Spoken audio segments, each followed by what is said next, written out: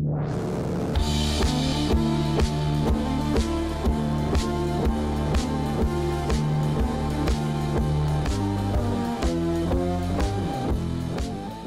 name is Michel Lemieux, I'm Canadian, and I've been studying political science and international relations in 4 countries, in 4 different universities, and also I've been working in about 10 different countries as well, in Asia, Middle East, Europe, and in North America. I had the chance to live in Israel, as well as living in Arab countries, which is quite unusual, and also which gives me another perspective on the way that the Israelis and the Arabs perceive the Israelo-Palestinian conflicts. I also lived in China, where I traveled extensively in Asia for about 4 years, working as a consultant in education and business. I had the chance to see 2 different China.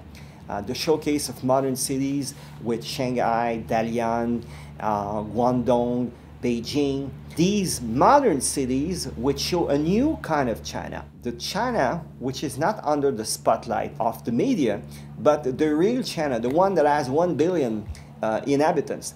The one that is really struggling to make it true. The one that is really a real challenge for the Chinese government. I also had the chance to see the role of China in the Asian Pacific Rim, how China is acting to be the key player in this area. Being in this area, you really feel the tension between Washington and Beijing. You see a competition which takes place between China and the United States for their control of this political zone. China is going to be the challenge, the real challenge of Western nations for the 21st century. You don't know what you don't know.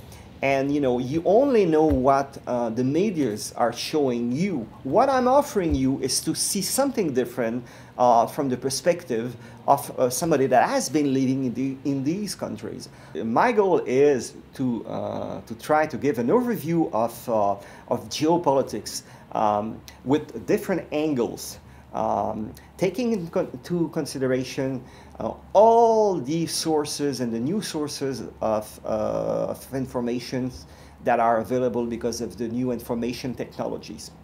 Using internet, using the different video archives, using newspapers, interviews, but also trying to sort out the information and presenting the information in a very concise way. These visions are characterized by culture, our cultural background, also by the way that the networks are focusing on specific parts of the information, how tensions between China and Japan are affecting, changing the life of ordinary Asians, for example. My goal is to make this information clearly understood and available for the ordinary citizen, the one that is going to the gas station and filling up his tank, the one that is facing and witnessing the changes on the job market,